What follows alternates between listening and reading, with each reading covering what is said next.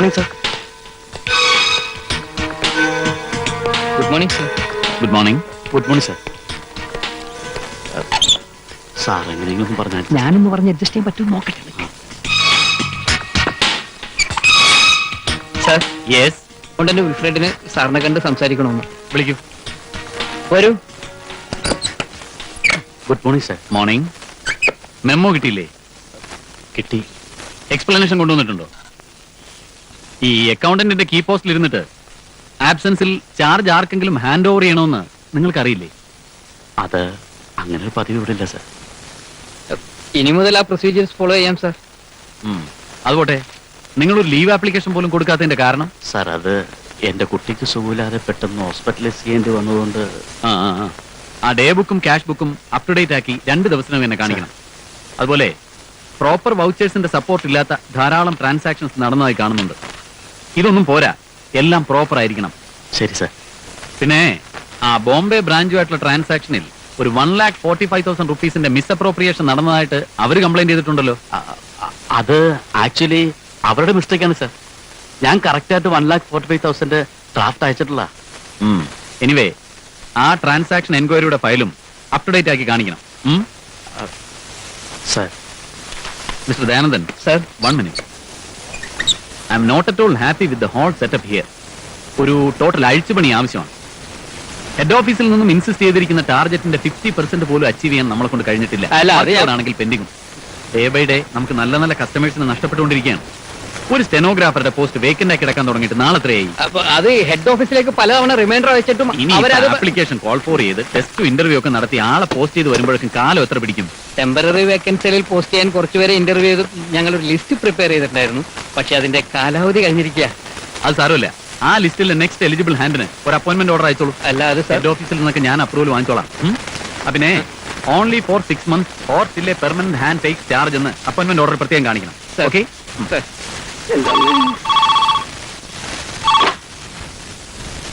Yes.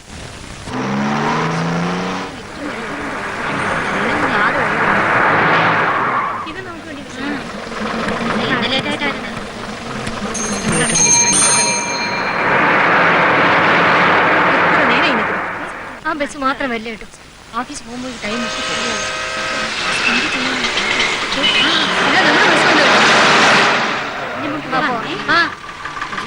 Ticket ticket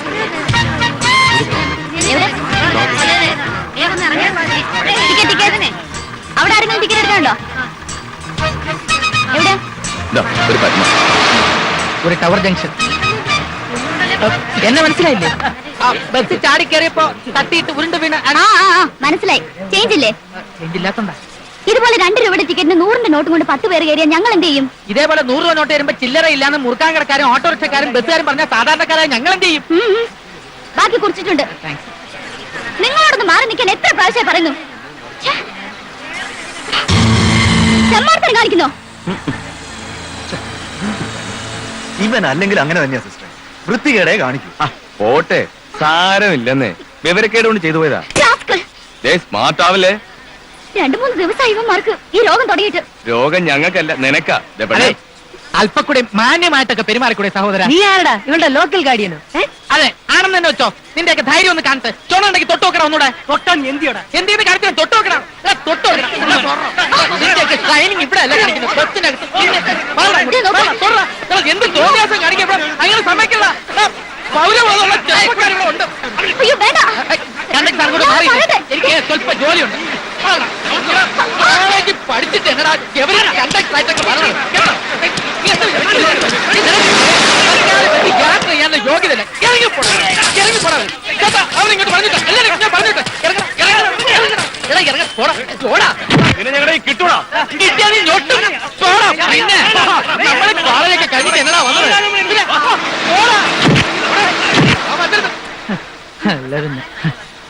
അതെ, സാറിന്റെ പരിമിതികൾ എനിക്ക് മനസ്സിലാക്കാവുന്നതേ ഉള്ളൂ. ആരുടെ സിമ്പതി ഒന്നും എനിക്ക് ആവശ്യമില്ല. അയ്യോ, സിമ്പതിയുടെ പ്രശ്നമൊന്നുമില്ല. എനിക്ക് കിട്ടാനുള്ള ബാക്കി കിട്ടിയില്ല. 98 റുപ്പീസ്. അടുത്ത സ്റ്റോപ്പിൽ ഇറങ്ങണേ.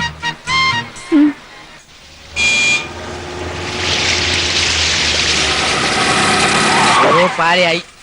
എന്താണ് കാണിക്കുന്നത്? ആകെപ്പാടെ ഇത്രയും സ്ഥലമുണ്ട്, വണ്ടി റിവേഴ്സ് എടുക്കണോ? കണ്ണും മൂക്കും ഇല്ലാതെ കയറി വരുമ്പോ ആലോചിക്കണം. ഓട്ടോ റിവേഴ്സ് എടുക്കണോ? എന്തോ ലെക്കിൻ ലഗാനും ഇല്ലാതെ വന്ന് കയറിയതും പോലെ ന്യായം പറയുന്നു. ഞാൻ വേണേ ഓട്ടോ പുറകിലേക്ക് എടുത്തോളാം. താൻ വലിയ വിട്ടുവീഴ്ചയൊന്നും കാണിക്കണ്ട. സാധാരണക്കാരന്റെ വാഹനമാണ് ഓട്ടോ. 1 ഇഞ്ച് ഇത് പിന്നോട്ട് എടുക്കുന്ന പ്രശ്നമില്ല. അല്ല പിന്നെ വിഷ്ണു,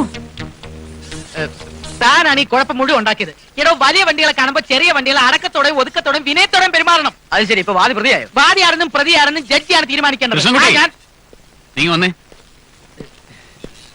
ഈ പഴയ അലവലായത്തരൊക്കെ ഇപ്പോഴും കൂടെ കൊണ്ടു നടക്കല്ലേ? എന്ത് ചെയ്യാനാ, അതെന്റെ തൊലിയുമായിട്ട് ഇഴുകി ചേർന്ന് പോയി. അല്ല, നീ എന്താ ഇവിടെ? എനിക്കിവിടെയാ ജോലി. എവിടെ? ഇൻഡോ അറബ് ട്രാവൽസിൽ. ഓഹോ, അപ്പൊ ആ മുങ്ങി നടക്കുന്ന കൃഷ്ണൻകുട്ടി നീയാണല്ലേ? കൊള്ളാം. ആ, ഞാനും ആ വഴിക്കാ പോകുന്നത്. നീ ആ ഓട്ടോ വിട്, ഞാൻ ഡ്രോപ്പ് ചെയ്യാം.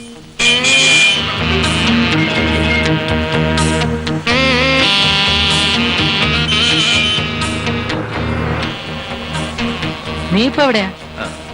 ഞാൻ ബോംബെയിലാ, ഇപ്പൊ ലീവിലാ. അയ്യോ, സമയമായി. 9:45 ആയുള്ളൂ. അത്രേ ആയുള്ളൂ. പക്ഷെ ഇന്ന് അല്പം നേരത്തെ എത്തണം. അതെ, ഓഫീസിലെ റീജിയണൽ മാനേജറായിട്ട് ഒരു കോന്തം വിദ്യാസുരൻ ചാർജ് എടുത്തിട്ടുണ്ട്. 3-4 ദിവസത്തെ മുങ്ങലിന് ശേഷം ഞാൻ ഇന്നാ ജോയിൻ ചെയ്യാൻ പോണേ. അയാൾ ഓഫീസിൽ എത്തുന്നതിന് മുമ്പ് ഞാൻ എത്തിക്കഴിഞ്ഞാൽ അറ്റൻഡൻസ് രജിസ്റ്ററിൽ ബ്ലാങ്ക് ആയി കിടക്കുന്ന സ്ഥലങ്ങളിലൊക്കെ എനിക്ക് ഒപ്പിട്ട് വെക്കാം. അപ്പൊ എന്റെ ആബ്സെന്റ് ഒക്കെ പ്രസന്റ് ആയി മാറും. പിന്നെ അങ്ങനെ സോപ്പിട്ട് മസ്ക് അടിച്ച് ഞാൻ വലയ വീഴ്ത്തിക്കോളാം.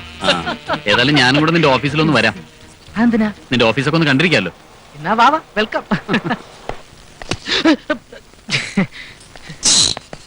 ഇതാണ് ഞങ്ങളുടെ reception. Good morning sir. Good morning sir. Good morning. Good morning sir. Good morning. ഇവിടെ ഭരണമൊക്കെ ഞാനാ നടത്തുന്നത്. ഇത് വാസു, ഞങ്ങളുടെ peon Vasu. Good morning sir. Good morning sir. ഈ TV സീരിയലൊക്കെ അഭിനയിക്കുന്നുണ്ട് എല്ലാവർക്കും എന്നെ വലിയ ബഹുമാനാണ്. നീ ഇരിക്കെ വാസു. ഒരു ചേരങ്ങെടുത്ത്.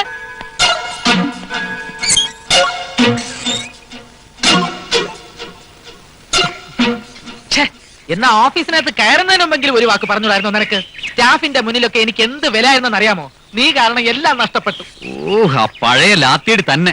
നിനക്ക് ഈ വാചകം ഒന്ന് കുറച്ചാലെന്താ? ഇപ്പൊ വളരെ കുറച്ചിരിക്കുക. ഓഹോ, ഇതാണോ കുറച്ച അവസ്ഥ? ഒരു കാര്യം ഞാൻ പറഞ്ഞേക്കാം.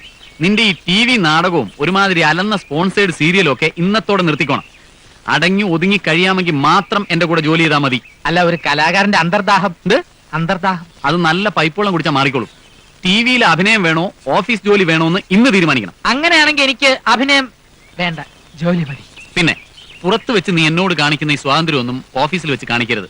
അവിടെ നീ ക്ലർക്കും ഞാൻ ബോസുമാണ്. മതി മതി. ഇനി കുറച്ചു നേരത്തേക്ക് നിന്റെ ഈ സ്റ്റഡി ക്ലാസ് ഒന്ന് നിർത്ത്. പിന്നെ എന്തൊക്കെയുണ്ടടാ വിശേഷങ്ങള്? എങ്ങനെയുണ്ട് നിന്റെ ഇവിടുത്തെ താമസമൊക്കെ? കുഴപ്പമില്ല. എന്നാലും ഇത്രയും വലിയ വീട്ടില് ഒറ്റയ്ക്ക് താമസിച്ചാൽ എന്താ പ്രേതം വരും? അതിപ്പോ നീ ഉള്ളിടത്ത് പ്രേതം വരുമോ? പിന്നെ വിഷ്ണു, ഇന്നലെ ദയാനന്ദ സാർ എന്നോട് ചോദിക്കുക, കൽക്കട്ടയില് നമ്മൾ ഒരു വീട്ടില് ഒരുമിച്ച് ഹാപ്പി ആയിട്ട് കഴിഞ്ഞതുപോലെ ഇവിടെയും ഒരുമിച്ച് താമസിച്ചൂടെ എന്ന്. അതെയോ?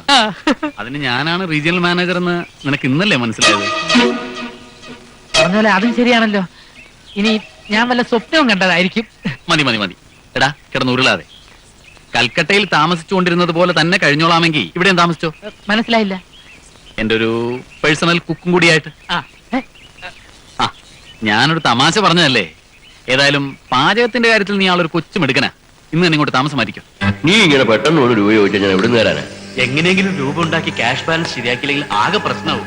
രൂപ കൊടുത്തിരിക്കുന്ന മുഴുവൻ കച്ചവടക്കാർക്കാ, അവർ ഒന്നിച്ച് തരില്ലല്ലോ. അല്ല, അതിപ്പോ അങ്ങനെ പറഞ്ഞാൽ പറ്റില്ല. ഏത് മുഖേന ക്യാഷ് മറിച്ചതിന് എന്റെ ജോലി പോകും. മാത്രമല്ല, ചീറ്റിംഗ് കേസിൽ ഞാൻ ജയിലിൽ പോകേണ്ടി വരും. 1-2 ആഴ്ചക്കകം ശരിയാക്കാൻ പറ്റുമോ നോക്കട്ടെ. നീ ചെല്ല്.